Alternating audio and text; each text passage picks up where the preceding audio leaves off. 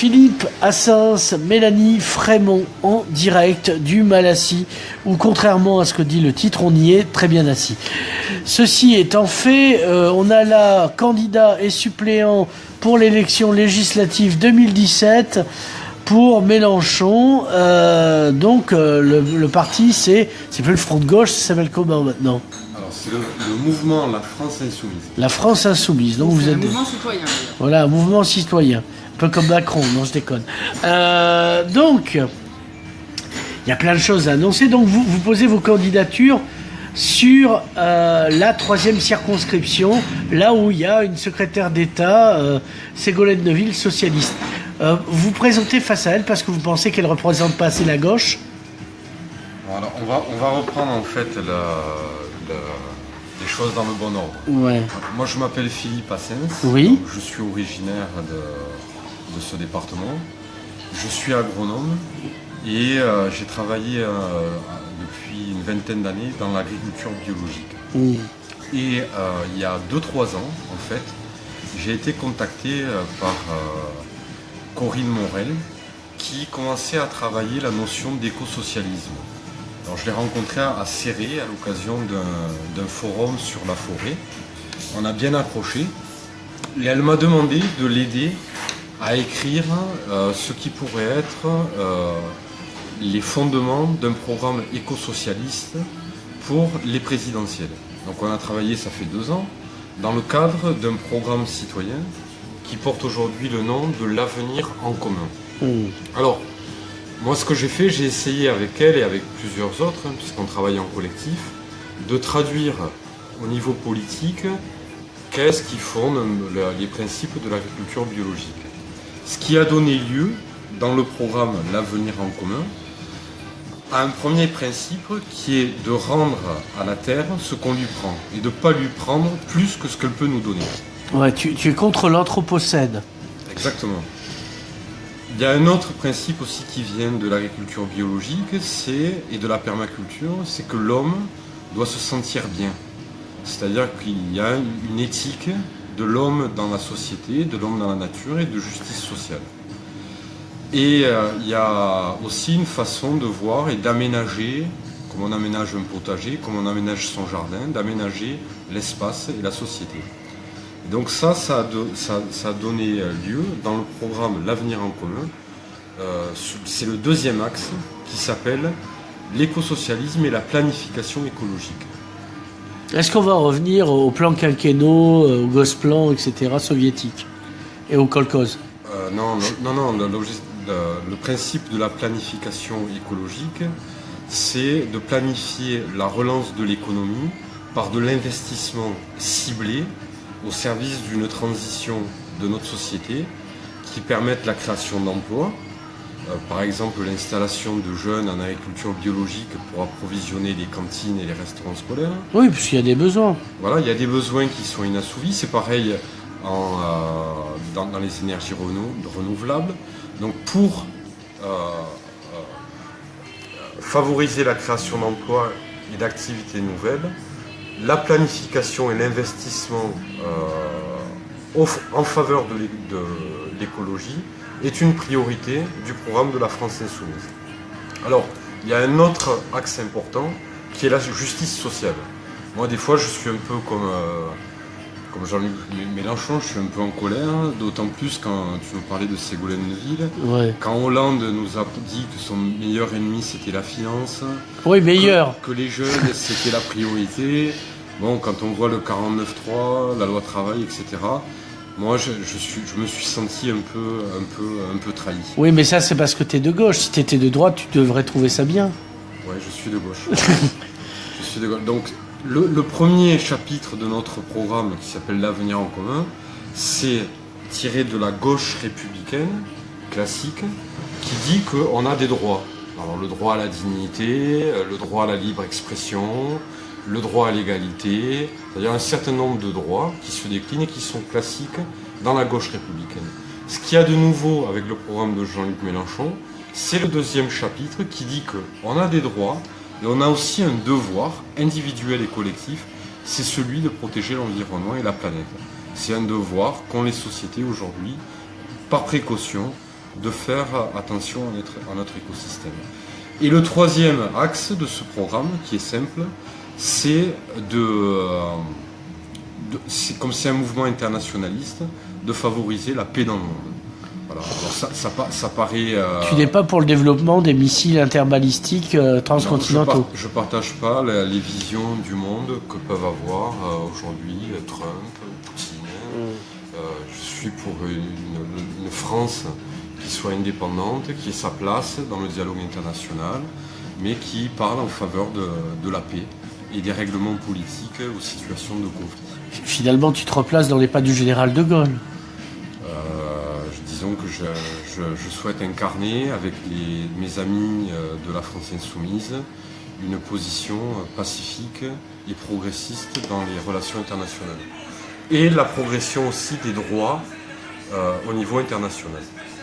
Voilà. Alors, une chose qui est importante, c'est que ce programme en commun a été mis au service et est porté par un mouvement qui s'appelle le mouvement La France Insoumise, qui est un mouvement citoyen et qui porte la nécessité d'une 6e République dans laquelle il y a plusieurs principes, notamment la révocation des élus, mais aussi surtout par le citoyen s'ils sont mécontents à partir de... Oui, parce que... d'un certain nombre de choses. Voilà. Et aussi qui porte fort la nécessité de mettre en place un contre-pouvoir à la toute-puissance présidentielle, en réformant par exemple le Sénat, c'est-à-dire d'avoir une assemblée nationale et un Sénat qui ne serait pas que l'expression aujourd'hui du territoire, mais aussi qui représenterait la société civile, les associations, pourquoi pas les entreprises, etc.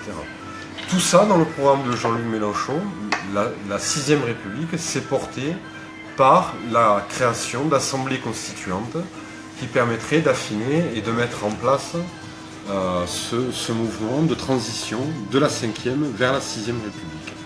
Alors, la France Insoumise, comme mouvement, c'est aussi participatif. Par exemple, sur le site Jean-Luc Mélenchon 2017, il y a la possibilité à chacun de créer un groupe d'appui, ce qui permet en ligne pour les gens de s'inscrire à ces groupes d'appui. Aujourd'hui, sur la 3e circonscription, on a plus de 12 groupes d'appui. Et donc, on a une équipe de militants insoumis au service de la campagne des présidentielles et en suivant de la campagne des législatives, d'un peu plus de 100 militants. Donc j'invite tous les gens qui sont intéressés pour participer au mouvement citoyen La France Insoumise et qui sont attirés par le programme L'Avenir en commun, de s'inscrire en ligne et de créer des groupes d'appui sur le site JLM 2017. Alors, une dernière nécessité. Une dernière de pub. Hein. Une dernière langue, parce que c'est important de dire les choses, parce qu'on n'a pas souvent droit à la parole dans les médias traditionnels. Comme je suis pas traditionnel, bon, voilà, ça va. Comme tu es progressiste, toi aussi. Non, pas du tout. Il n'y a pas plus fasciste que moi. Enfin, bon, passons. Une chose importante, c'est que le mouvement La France Insoumise essaye de donner de la hauteur à cette campagne en faisant œuvre de pédagogie comme je suis en train de le faire.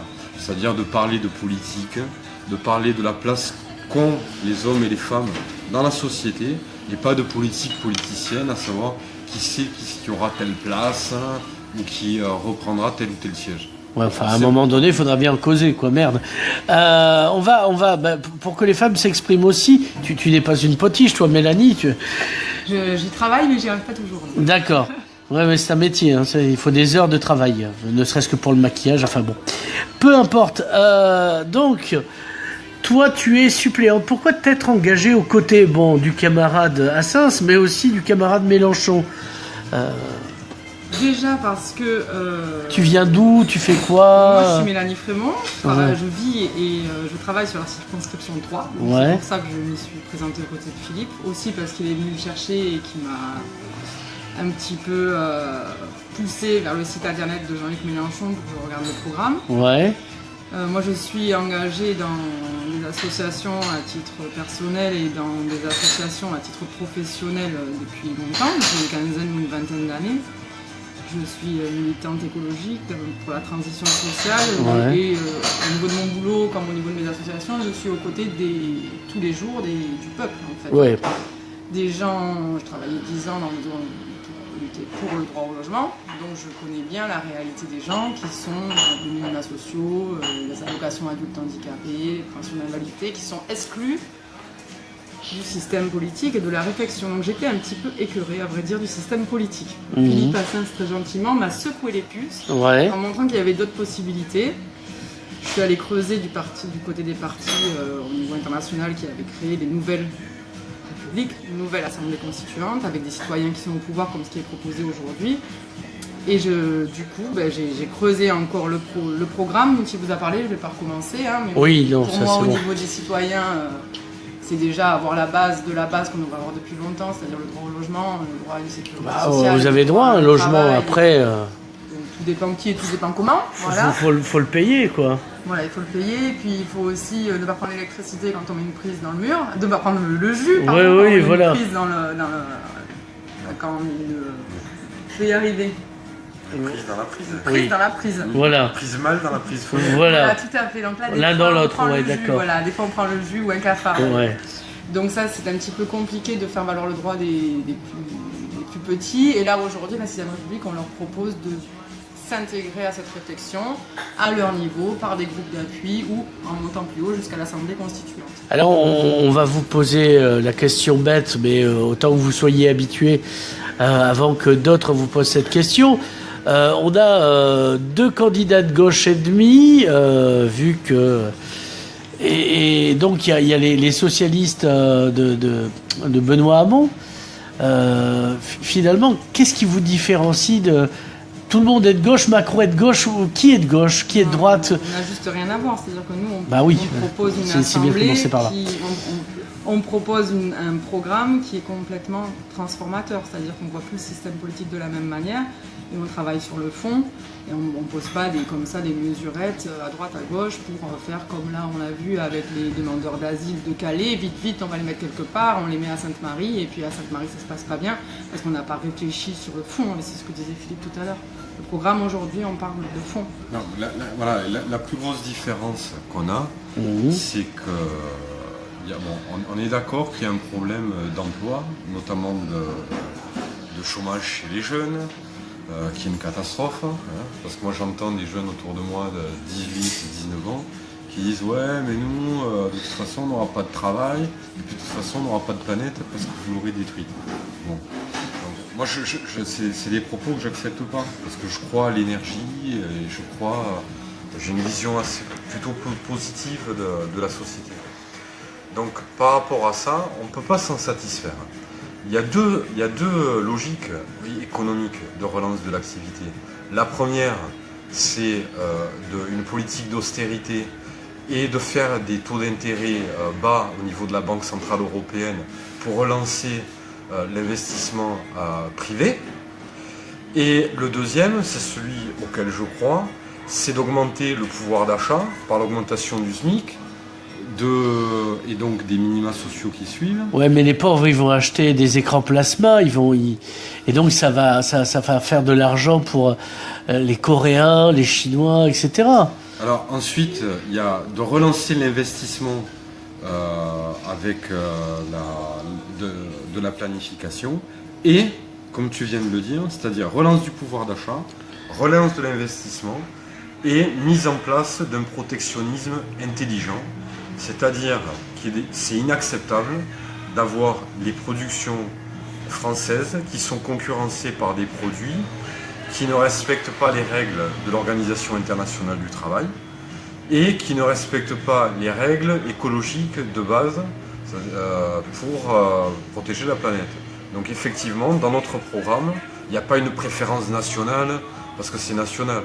Il y a une préférence aux produits qui sont produits de manière juste, qui sont produits de manière saine et qui sont bons. Alors, si en plus ils sont locaux... La limonade mie, par exemple. Le rancio sec. Je ne bois que de la limonade. Non, c'est ça qu'il faut montrer, parce que c'est le verre Coca-Cola. Il ne boit que ça. Voilà. Donc voilà, d'un côté il y a mais ça avait été proposé aussi par Arnaud Montebourg. Et Benoît Hamon, l'écosocialisme, il s'y est mis aussi. Donc notre grosse divergence avec les camarades de Hamon, ou même certains de Macron qui se sont égarés, c'est de dire, nous on est vraiment de gauche, on a un programme de justice sociale,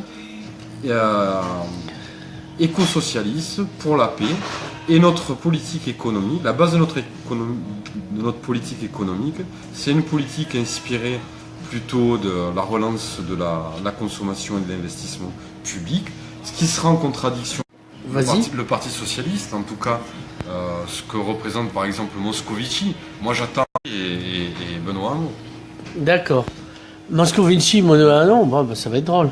Qu'est-ce que je veux dire à part ça, va y avoir des dates puisque tu conférences toi-même mercredi et lundi d'après, on a un des fameux économistes de la bande à Méluche qui se pointe. Donc mercredi, c'est quand? C'est demain, ça? Alors oui, demain soir.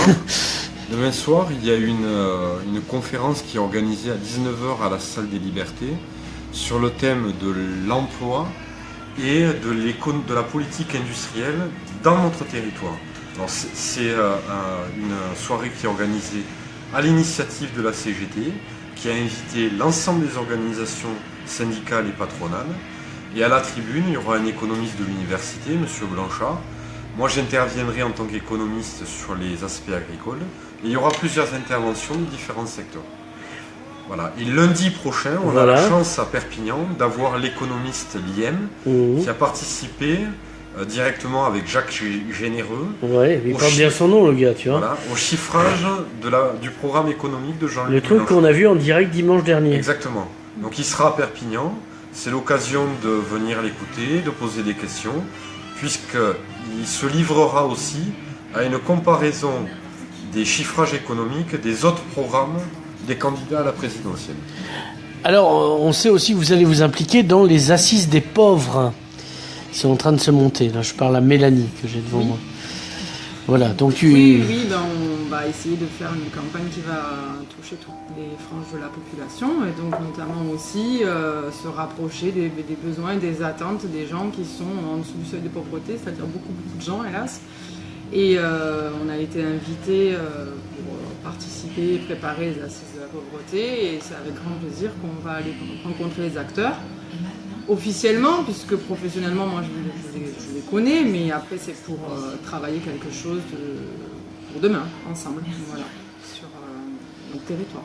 Alors, est-ce qu'on a oublié des trucs? Parce que ça serait dommage, profiter, là, vous êtes... Là, on a parlé essentiellement, enfin en tout cas j'ai parlé essentiellement du programme, du mouvement, et de la façon, et du programme économique aussi et politique de la France insoumise. Mais si jamais je suis élu député, je le dis, c'est pour porter mon territoire. Moi je suis d'ici, je suis du Conflans, j'habite à Millas, je travaille à Perpignan, à Saint-Mathieu. Donc c'est chez moi ce territoire et j'ai envie de le porter à Paris. Donc c'est pour ça que je dis que je suis insoumis catalan. Voilà, oui, voilà. Il y a le FI. Hein. Voilà, je suis fier de mon territoire, qui a des beaux atouts. Notre agriculture est belle, Perpignan est une belle ville et je suis fatigué de collectionner les champions de France, du chômage, de la pauvreté, de la crise viticole, etc. Donc je pense qu'on mérite mieux, nous, les Catalans, des Pyrénées-Orientales, de la vallée de la Tête, de Perpignan. Et voilà, alors je pense donc que je serai quelqu'un de compétent. Je suis connu dans mes engagements associatifs. Dans les épisodes précédents. Voilà, pour travailler. Donc moi quand je m'engage, je travaille.